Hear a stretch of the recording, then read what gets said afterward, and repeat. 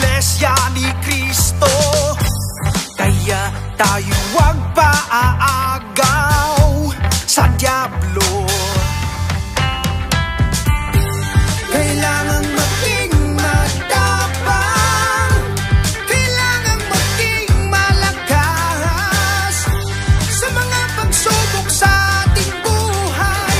Tayo ay magtagumpay sa mga pangako ng Diyos. Manindigan, hawak niya tayo ng kanyang kamay.